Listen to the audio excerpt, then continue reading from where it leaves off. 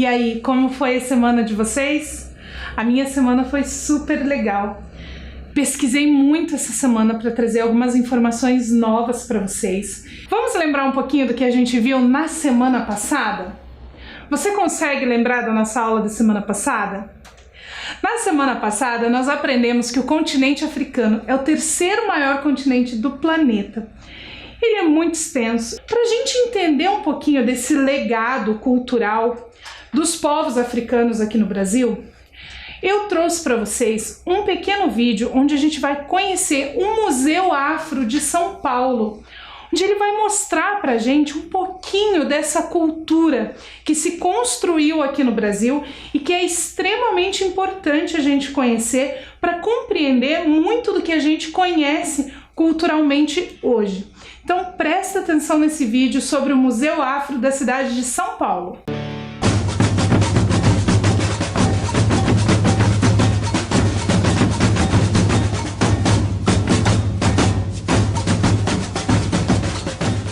Olá, começa agora mais um Cidade Viva, o programa que conta histórias, descobre lugares e leva você para conhecer um outro lado de São Paulo. Hoje vamos visitar o Museu Afro Brasil, que fica no Parque do Ibirapuera e tem um acervo com mais de 6.000 obras que representam a cultura afro-brasileira. As peças do acervo nos levam a uma verdadeira viagem ao passado, com temas variados e importantes para a nossa história: a religião, a cultura e a escravidão dos negros no Brasil. Quantas obras vocês têm no acervo aqui do museu atualmente? Essa conta é difícil, porque não para de chegar coisas aqui, mas eu poderia dizer mais de 6.000 obras.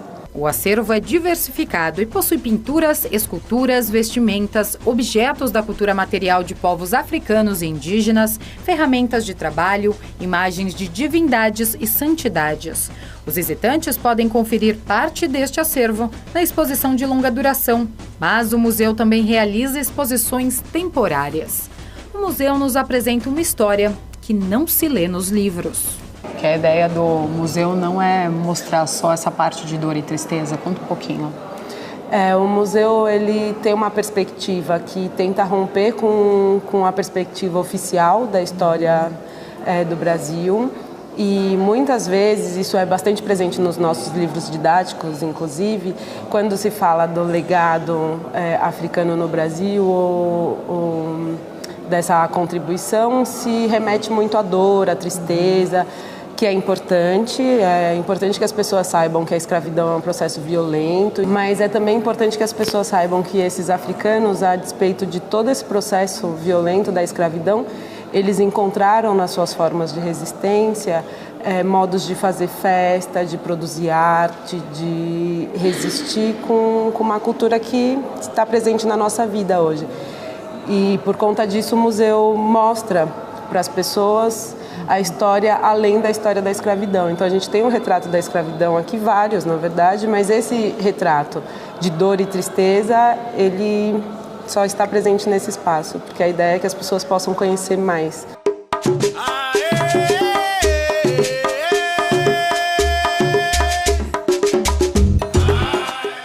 São 6 núcleos temáticos que transmitem ao visitante uma visão diferente daquilo que se lê nos livros de história. A área de festas é, sem dúvida, uma das mais coloridas e apresenta aos visitantes obras que representam a tradição das celebrações festivas que fazem parte da nossa cultura popular. A gente está numa área aqui que é bem colorida, né? Que já chama a atenção pela cor. O que representa esse espaço aqui do museu? Esse espaço compõe o núcleo do Sagrado e Profano, que é um núcleo dedicado às festas populares brasileiras. E essa sala é a Sala do Maracatu, uma festa de Pernambuco, que tem uma coroação de um rei e de uma rainha do Congo e que é bastante colorida.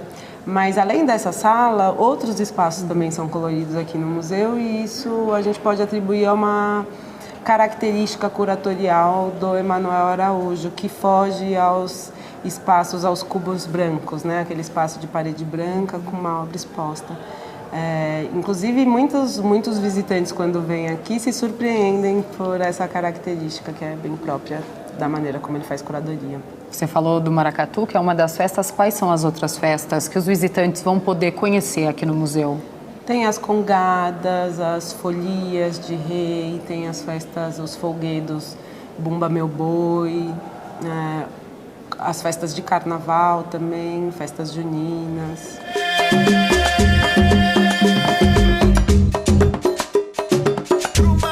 Você acha que a população, não só aqui de São Paulo, mas do Brasil, não tem ideia desse outro lado, que só conhece realmente a história da escravidão dos negros, dos africanos?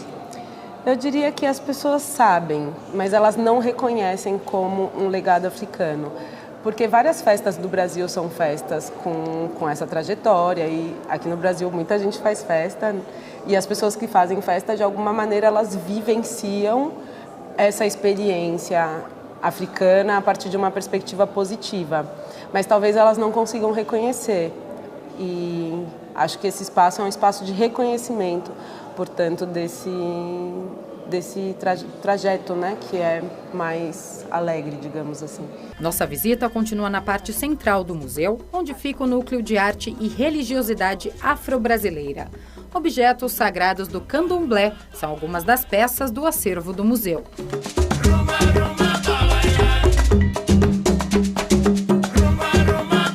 Amanda, o que os visitantes vão encontrar nessa área aqui, né, que é o núcleo de religiosidade do museu? Vão encontrar representações de divindades do candomblé, entidades da Umbanda e também santos ou peças do catolicismo popular. Esse núcleo é um núcleo central aqui no nosso acervo, ele ocupa o centro do museu e ele faz esse caminho das práticas religiosas, das religiosidades no Brasil, tratando inclusive de duas religiosidades que sofrem bastante intolerância, que é o candomblé e a Umbanda. Então a perspectiva é de apresentar o quanto essas religiosidades são, na verdade, um legado. Além da prática religiosa, elas também contribuem muito para a cultura no Brasil. O candomblé e a Umbanda, eles ainda sofrem preconceito até hoje, né? Infelizmente, ainda sofrem preconceito, mesmo depois do período pós-abolição, e de hoje ser uma prática mais aceita, inclusive com várias personalidades famosas entre os seus adeptos, ainda são formas religiosas que sofrem com a intolerância religiosa. E boa parte dessa intolerância é, na verdade, uma ignorância, um desconhecimento da forma como essas religiões fazem, né, os seus cultos. Algumas vestimentas dos orixás também estão expostas no museu. Os orixás são divindades cultuadas no candomblé. O candomblé, isso que a gente chama de candomblé, na verdade são muitos candomblés, tem diferentes formas de praticar o candomblé. E essas vestimentas, elas representam algumas dessas divindades, elas foram pensadas por um artista bastante famoso do Brasil também, que é o mestre Didi. Várias insígnias de poder que esses orixás carregam na mão são construídas por ele. E o mestre Didi, que morreu recentemente, é um artista brasileiro que traz para o mundo das artes essas referências do culto aos orixás.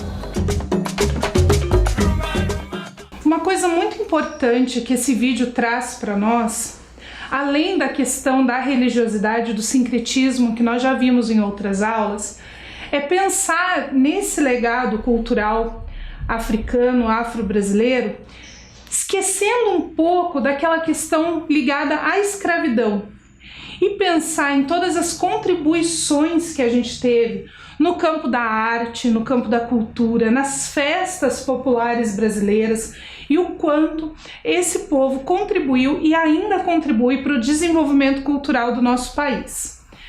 Agora a gente vai ver alguns trechinhos de um texto que eu trouxe para vocês. Então vamos ler juntos esse primeiro trecho? As religiões de matriz africana foram incorporadas à cultura brasileira desde há muito, quando os primeiros escravizados desembarcaram no país e encontraram em sua religiosidade uma forma de preservar suas tradições, idiomas, conhecimentos e valores trazidos da África. Esse conhecimento religioso das religiões tradicionais chegou em solo brasileiro e aqui se formaram novas religiões. Nós conhecemos mais o candomblé e a umbanda, que são os mais falados, os mais conhecidos, que aparecem algumas vezes na mídia. Mas aqui em solo brasileiro se desenvolveram muitas religiões que vieram desses conhecimentos tradicionais africanos. E nós vamos conhecer agora algumas dessas religiões. Você vai perceber que no slide vai aparecer uma bandeira. É a bandeira do estado onde se tem o registro do nascimento dessa religião. Mas isso não quer dizer que ela se desenvolva só nesse estado. Na verdade, hoje, elas são muito ramificadas e acabam acontecendo em várias regiões do Brasil. Mas eu trouxe essa bandeira para você conhecer também as bandeiras dos estados brasileiros, que muitas vezes a gente acaba conhecendo só do estado onde a gente mora. Então, é a bandeira do estado onde essa religião começou a se desenvolver. E a partir dali, ela foi se ramificando para todo o país, combinado? Então, presta atenção nessas religiões que a gente vai conhecer agora. A primeira é Batuque. O Batuque começou lá no Rio Grande do Sul e se estendeu inclusive para países vizinhos, como Uruguai e Argentina.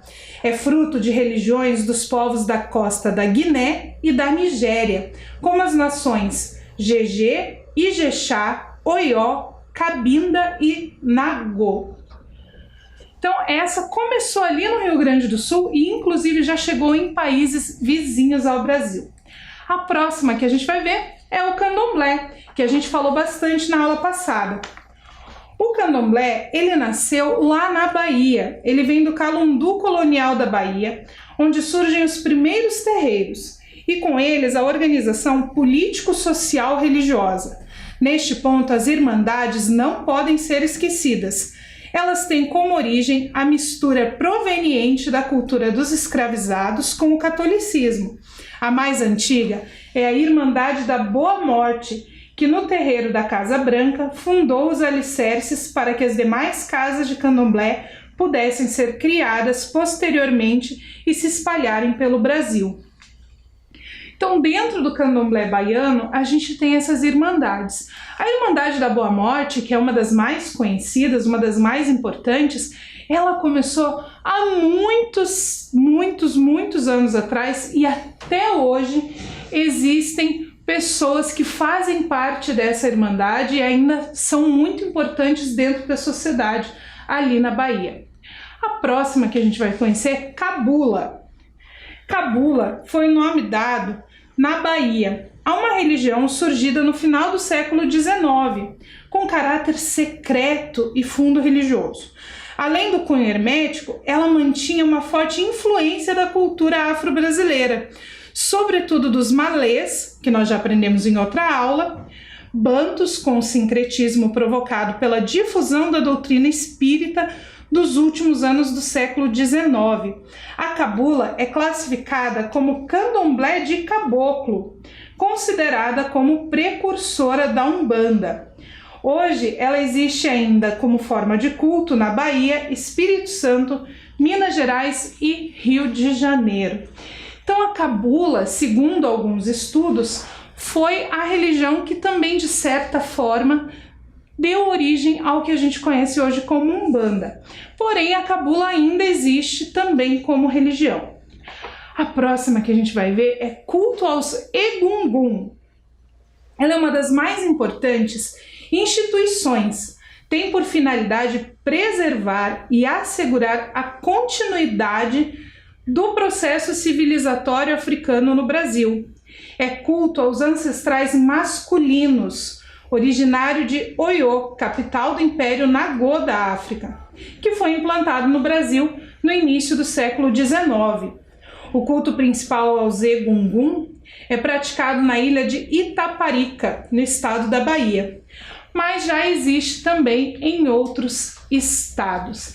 Então essa é uma religião que vai trazer o culto aos orixás masculinos. Nós já vimos em outras aulas, e você já deve ter visto em outros anos, que os orixás, nós temos, apesar de eles serem uma força da natureza, nós temos representações masculinas e femininas. Esse culto é específico para os orixás masculinos. A próxima que a gente vai ver é Catimbó. O Catimbó Jurema, ou simplesmente Catimbó, ou simplesmente Jurema, é uma religião que se utiliza de sessões de Catimbó, veneração da Jurema sagrada dos orixás. É um culto híbrido, nascido dos contatos ocorridos entre espiritualidades indígena, europeia e africana. Os primeiros registros do Catimbó são do século XVI. E ele já traz essa questão do sincretismo, já traz essa mistura dos cultos africanos com os indígenas e com o catolicismo. O próximo que a gente vai ver é a Umbanda que a gente ouve falar bastante. Ela nasceu no Rio de Janeiro.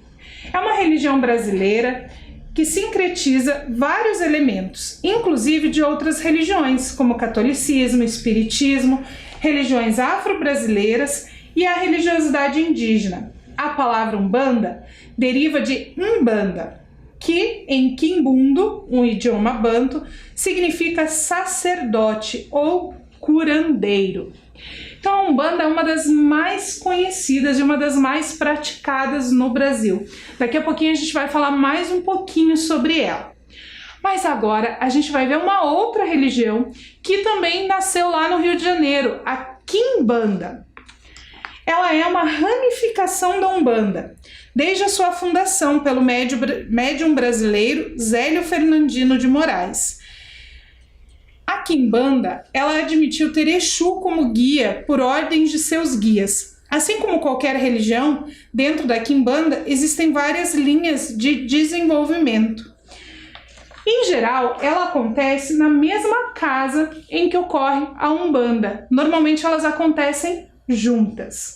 A outra religião que nós vamos conhecer é o Molocô. É a última que nós vamos ver aí pelas bandeiras hoje. O Molocô é uma religião que surgiu também na Bahia, mas também é encontrada no Rio de Janeiro, no Rio Grande do Sul, e é caracterizada por suas práticas rituais de culto aos orixás, caboclos, pretos velhos e demais falangeiros de orixás da Umbanda. O culto ao Molocô é apontado por estudiosos do assunto como um dos principais influenciadores da formação da Umbanda africanizada, ao lado do candomblé de caboclo, do cabula e do próprio candomblé. Então essas são algumas das religiões que vieram da África e se desenvolveram aqui no Brasil. Acredita-se que no início da colonização, quando os negros começaram a chegar em solo brasileiro e trouxeram essas religiões tradicionais africanas, havia muitas outras. Mas hoje nós temos ainda registro dessas religiões acontecendo em território nacional. Muitas vezes, quando nós temos ela em outro estado, pode ocorrer alguma diferença de nome ou até algumas práticas serem diferentes ou se misturarem um pouco com a cultura local.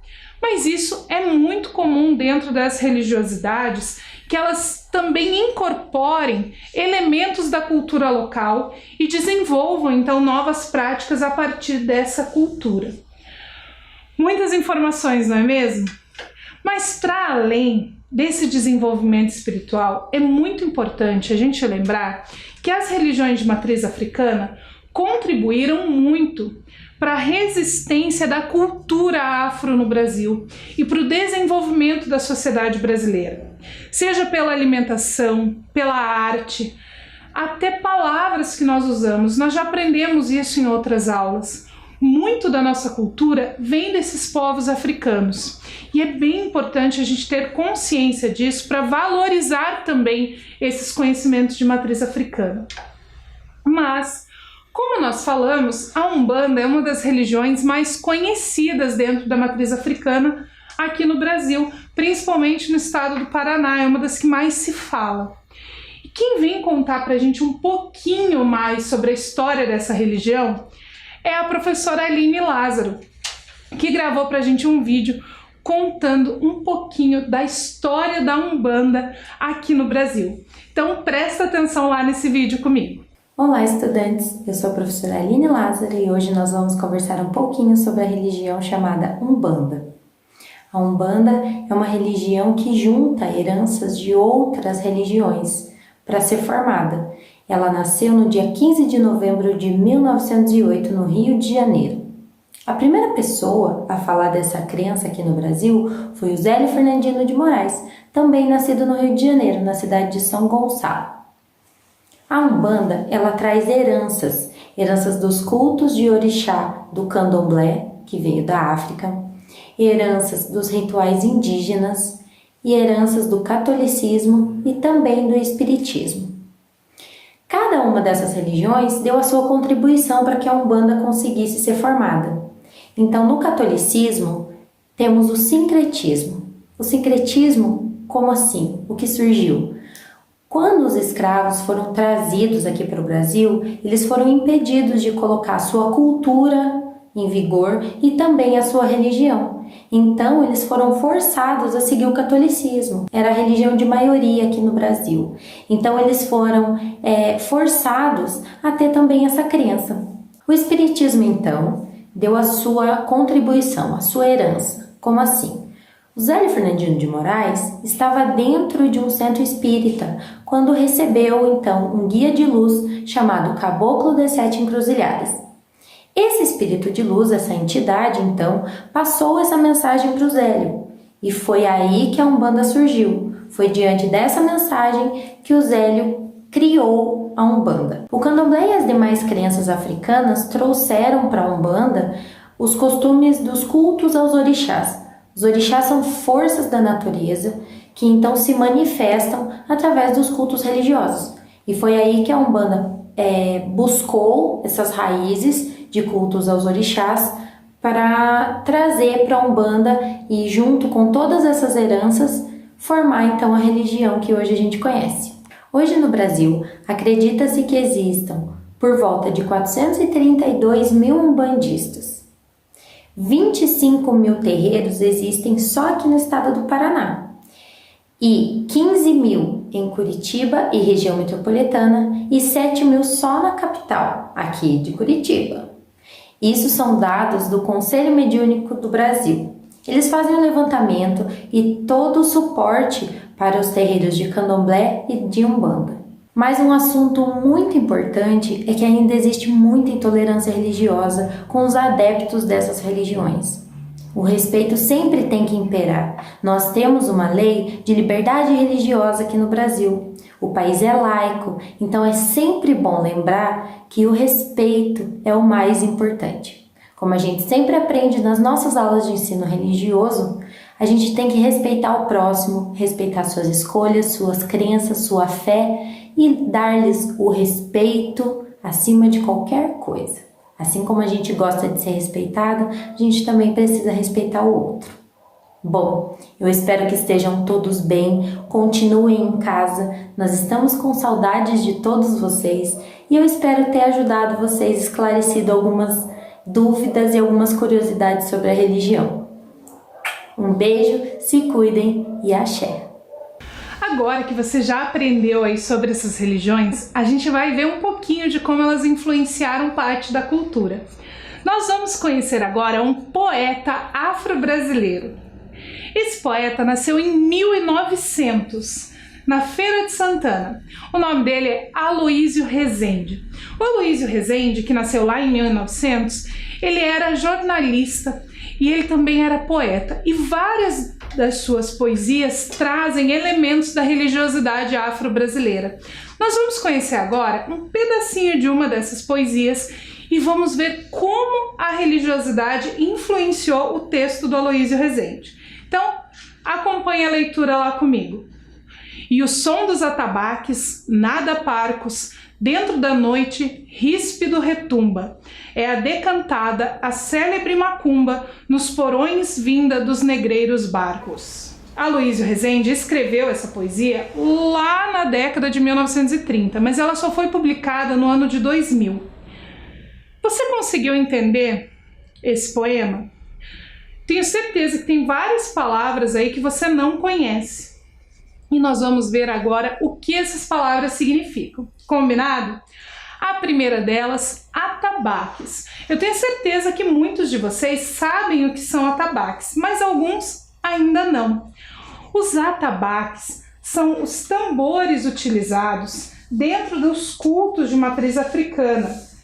Então, eles são esse instrumento musical que faz esse som de tambor. A outra palavra que eu tenho certeza que você não conhece ainda é parcos. Ele diz que os atabaques são parcos. Mas o que será que significa a palavra parco? Você já ouviu essa palavra antes? Parcos, segundo o dicionário, são coisas econômicas, coisas que fazem pouco movimento, são coisas pequenas. Quando ele fala atabaques parcos, ele quis dizer que ainda eram poucos atabaques que faziam parte ali desses ritos.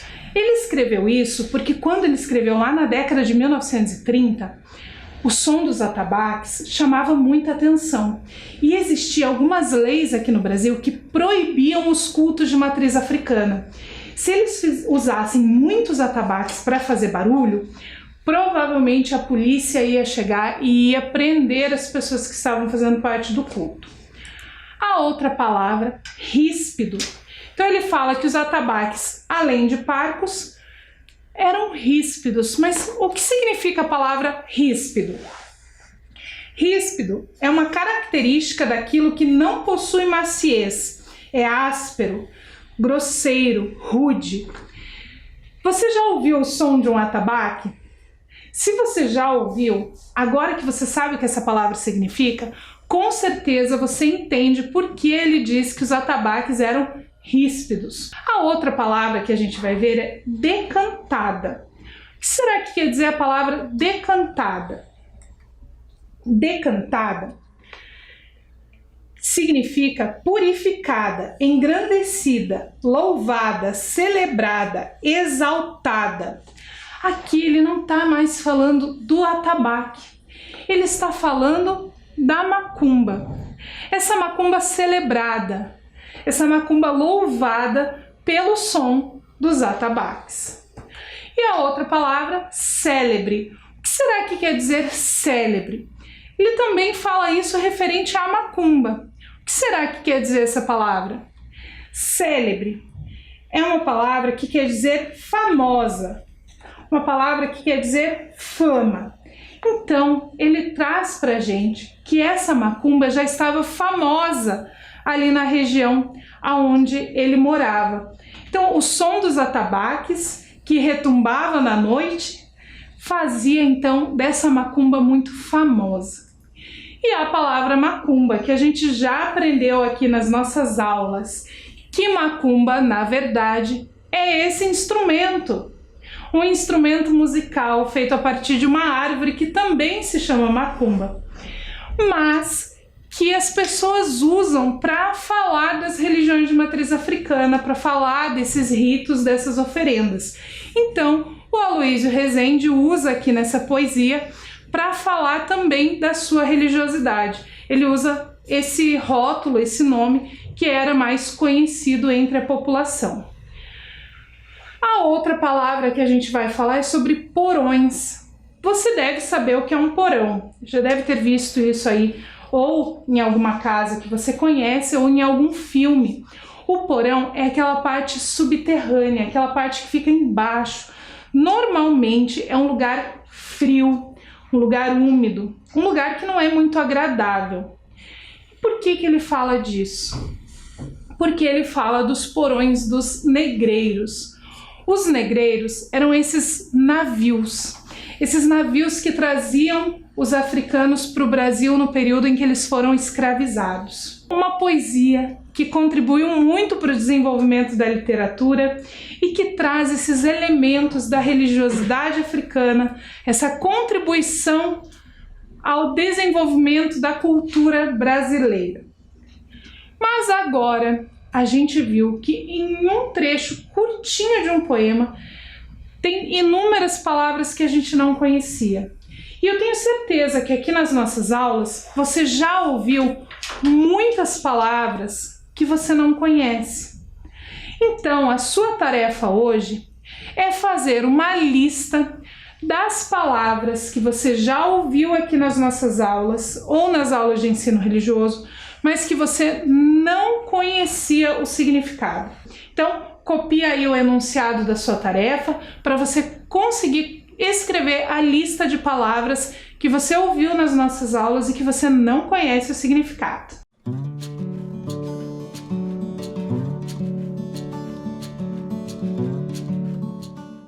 Eu tenho certeza que você tem uma lista bem grande de palavras e que provavelmente você não vai conseguir lembrar todas, né, que nós usamos nas aulas e que você não lembra o significado.